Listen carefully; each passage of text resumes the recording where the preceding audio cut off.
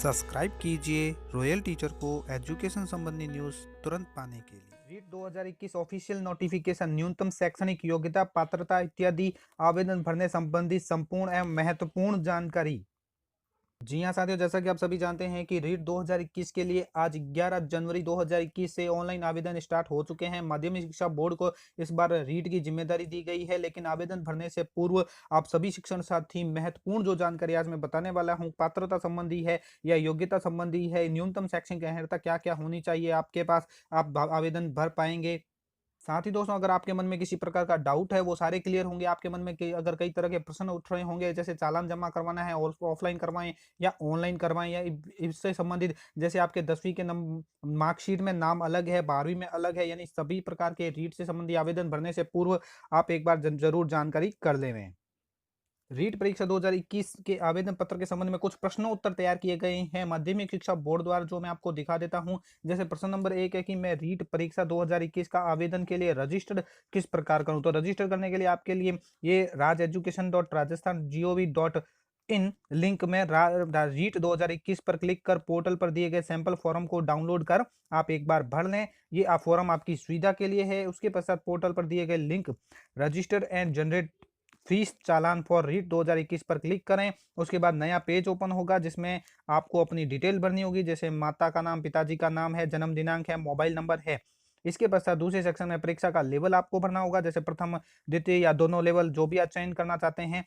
और परीक्षा लेवल चयन करने के पश्चात पेमेंट मोड के ऑप्शन का चयन कर संबंधित बैंक का चालान जनरेट करना होगा। चालान जनरेट करने से पूर्व समस्त जानकारी जांच लें कि वह पूर्ण रूप से सही है अथवा नहीं। समस्त जानकारी सही होने के पश्चात चालान जनरेट करें या चालान जमा करवाएं।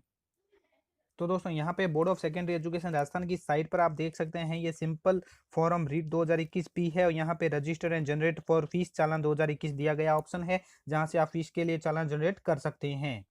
इनमें दी गई जानकारी दोस्तों आप सही जांच लें, नहीं तो आप रजिस्ट्रेशन के पश्चात किसी भी प्रकार का परिवर्तन नहीं कर पाएंगे। जैसे दूसरा क्वेश्चन है, रजिस्ट्रेशन के पश्चात नाम, पिताजी का नाम, माता जी का नाम या जन्म दिनांक, मोबाइल नंबर में किसी प्रकार का परिवर्तन किया जा सकता है या नहीं। तो परिवर्तन इसको नहीं किया जा सकता। चालान जनरेट करने से पहले ही आप इसको जांच लें। क्या आवेदन शुल्क जमा कराने के पश्चात किसी स्थिति में लौटाया जा सकता है या नहीं। तो किसी भी परिस्थिति में नहीं लौटाया जा सकता। क्लास का लेवल कौन सा सेलेक्ट करूं, यानी अब क्लास लेवल लेवल 1 और लेवल 2, कक्षा 1 से 5 के लिए लेवल 1 है, 6 से 8 के लिए लेवल 2 है। और दोनों लेवल में दोनों लेवल की अगर योग्यता आप रखते हैं, शैक्षिक योग्यता के अनुसार पात्रता रखते हैं, तो आप अपना लेवल चयन कर सकते हैं। आवेदक अपना चालान है वो कैसे जमा करवाए। आवेदक आपको चालान पेमेंट मोड ऑनलाइन और ऑफलाइन का चयन करना है।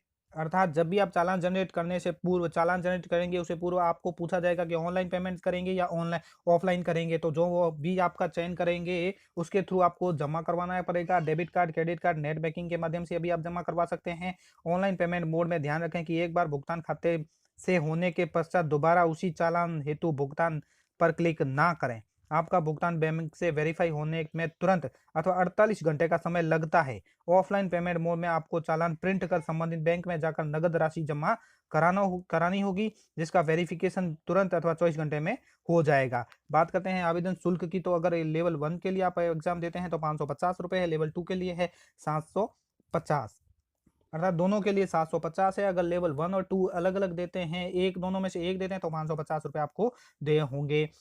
कैसे सुनिश्चित करें कि चालान की राशि जमा हो गई या नहीं। तो इसके लिए चेक चालान पेमेंट स्टेटस पर अगर क्लिक करेंगे तो वहां आपको जानकारी मिल जाएगी। यहाँ पे दोस्तों साइट पे आप देख सकते हैं चेक चालान पेमेंट स्टेटस। यहाँ पे आप देख सकते हैं आपके द्वारा जमा कराई गई राशि जमा हुई या नहीं। फॉर्म भरने के बाद अगर आपका रजिस्ट्रेशन नंबर या चालान नंबर आप भूल गए हैं तो कैसे पता करेंगे। तो इसके लिए फॉरगेट रजिस्ट्रेशन और चालान नंबर पर क्लिक करके आप सब कुछ जान पाएंगे। जैसा कि दोस्तों यहाँ पे आप देख सकते हैं फॉरगेट रजिस्ट्रेशन और चालान नंबर अगर भूल जाए तो इस साइट पर आपको दोबारा भी मिल जाएंगे। अब बात यह है, अगर रजिस्ट्रेशन कर लिया है मैंने, तो रजिस्ट्रेशन के पश्चात मैं एप्लीकेशन फॉर्म किस प्रकार भर सकता हूं।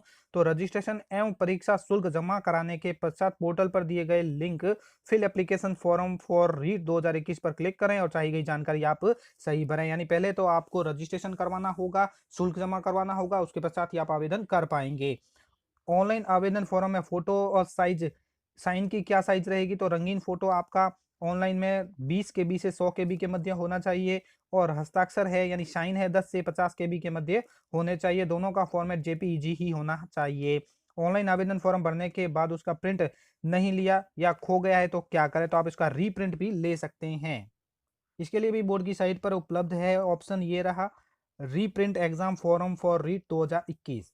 ऑनलाइन आवेदन भरते समय ध्यान में रखने योग्य बिंदु, सबसे पहले है अपने आधार कार्ड नंबर सही इंदराज करें। अपना वैकल्पिक मोबाइल नंबर जो कि पूर्व में भरा है उसके अतिरिक्त मोबाइल नंबर सही रूप से इंदराज करें, यानी आपको दो मोबाइल नंबर आपको इंदराज करवाने होंगे।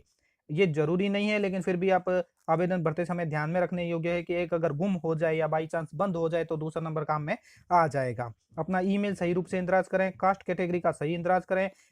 एसटी कैटेगरी का चयन करने पर टीएसपी और शहरिया का सही से चयन करें। टीएसपी और शहरिया का चयन करने के पर संबंधित तहसील और गांव का चयन करने पर ही आप टीएसपी और शहरिया के लिए पात्र है, अतः सही तहसील और गांव का चयन करें। यदि आप दिव्यांग है तो आपके पास दिव्यांगता प्रमाण पत्र है, तब भी आप दिव्यांग ऑप्शन का चयन करें। यदि आप भूतपूर्व सैनिक है तो भूतपूर्व सैनिक का ऑप्शन का चयन करें। भाषा 1 और भाषा 2 विशिष्ट विषय का सही चयन करें, क्योंकि इसी के अनुरूप आपकी उत्तर पत्रंक की जांच होगी। साथ ही अगर आवेदन भर लिया है पूर्ण रूप से उसको सही जांच ले, वेरीफाई करते हुए फाइनल आवेदन का प्रिंट आउट अपने पास सुरक्षित रख लें। बैंक चालान और प्रिंट किए गए फाइनल आवेदन के अपने पास हमेशा के लिए सुरक्षित रखें। और साथ ही पोर्टल पर जो दिया गया फॉर्म है वो आपकी सहायता हेतु ही है। तो दोस्तों यहाँ पे आप देख सकते हैं राजस्थान अध्यापक पात्रता रीट 2021 की विस्तृत विज्ञप्ति भी है। अगर आपको आवेदन भरने संबंध में कोई दिक्कत आ रही है तो आपके हेल्पलाइन नंबर है वो वहाँ पर कांटेक्ट कर सकते हैं। ऑनलाइन आवेदन भरने की जो तिथि है 11 जनवरी 2021 से 8 फरवरी 2021 मध्य रात्रि 12 बजे तक है। और बैंक में चालान मुद्रित करने की भी तिथि 11 जनवरी 2021 से 4 फरवरी 2021 तक है। वेबसाइट से प्रवेश पत्र डाउनलोड करने की तिथि है वो 14/4/2021 है। परीक्षा तिथि आप सभी जानते हैं 25 अप्रैल 2021 रविवार के दिन है। और लेवल 1 और लेवल 2 के लिए अलग अलग परीक्षा आयोजित की जाएगी। लेवल 1 की जो कक्षा 1 से 5 तक के लिए वो अपराह्न यानी दोपहर 2:30 से साय 5 बजे तक है। इसी प्रकार लेवल द्वितीय के लिए जो 10 बजे से शुरू होकर 12:30 तक रहेगी। अब दोस्तों बात आती है न्यूनतम शैक्षणिक योग्यताएं की। अगर लेवल 1 के लिए आप बैठ रहे हैं तो न्यूनतम 50% अंकों के साथ उच्चतर माध्यमिक या इसके समकक्ष प्रारंभिक शिक्षा में द्विवर्षीय डिप्लोमा जिस भी नाम से जाना जाता हो उसमें उत्तीर्ण या इस कोर्स में अंतिम वर्ष में सम्मिलित अगर है तो आप इसके लिए पात्र है। अथवा न्यूनतम 45% अंकों के साथ उच्चतर माध्यमिक या इसके समकक्ष प्रारंभिक शिक्षा में शिक्षा शास्त्र में द्विवर्षीय डिप्लोमा उत्तीर्ण हो जो राष्ट्रीय अध्यापक शिक्षा परिषद मान्यता मानक क्रियाविधि नियम 2019 के अनुसार प्राप्त किया गया हो। या फिर 50% अंकों के साथ उच्चतर माध्यम यानी 4 वर्षीय प्रारंभिक शिक्षा शास्त्र में स्नातक डीएलएड उत्तीर्ण हो या इस कोर्स के अंतिम वर्ष में अध्ययनरत हो। इसके साथ ही न्यूनतम 50% अंकों के साथ उच्चतर माध्यमिक या इस शिक्षा शास्त्र विशेष में द्विवर्षीय डिप्लोमा इस कोर्स में अंतिम वर्ष में अध्ययनरत हो तो आप इसमें लेवल 1 के लिए आप पात्र है। साथ ही स्नातक प्रारंभिक शिक्षा में द्विवर्षीय डिप्लोमा चाहे जिस नाम से हो उत्तीर्ण हो तो आप लेवल 1 के लिए पात्र हैं।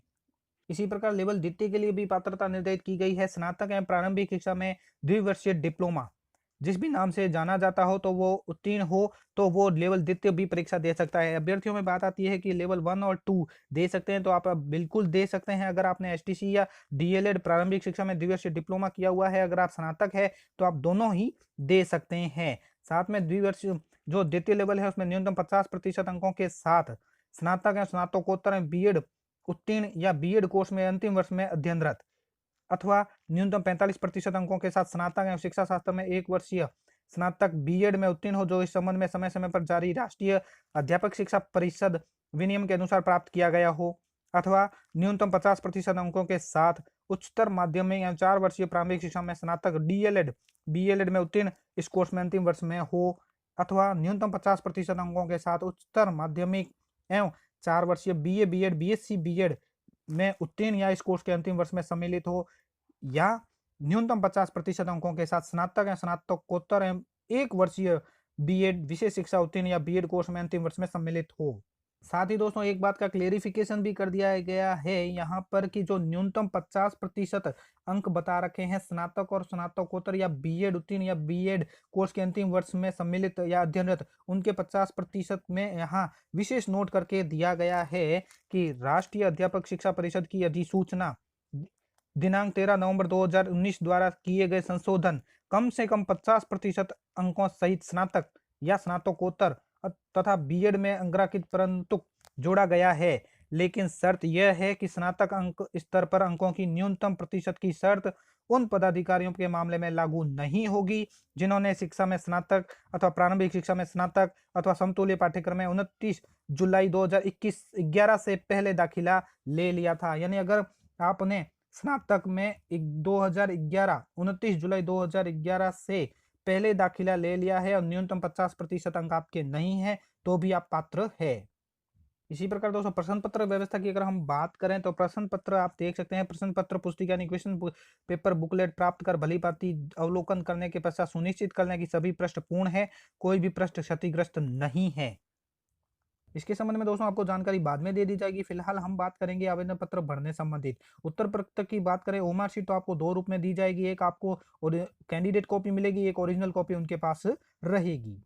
अब बात कर लेते हैं न्यूनतम उत्तीर्णांक के। जो रीट 2021 के लिए न्यूनतम उत्तीर्णांक है सामान्य और अनारक्षित जाति है नॉन टीएसपी है 60% और टीएसपी में भी 60% रखे गए हैं। इसी प्रकार एसटी जो जनजाति है अनुसूचित जनजाति, अगर वो नॉन टीएसपी है तो 55% और टीएसपी है तो 36%। अनुसूचित जाति, अन्य पिछड़ा वर्ग, अति पिछड़ा वर्ग, आर्थिक रूप से कमजोर ईडब्ल्यूएस इन सभी के 55% है।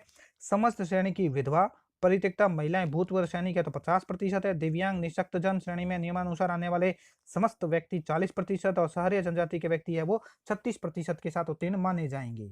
तो साथियों ये थी रीट 2021 में आवेदन भरने से पूर्व की समस्त जानकारी जो आपको मैंने दी। उम्मीद है दोस्तों वीडियो अच्छी लगी होगी। वीडियो अच्छी लगी तो जरूर लाइक शेयर और सब्सक्राइब कीजिए। पास में आने वाले घंटी के बटन को जरूर दबाएं एजुकेशन संबंधी न्यूज तुरंत पाने के लिए।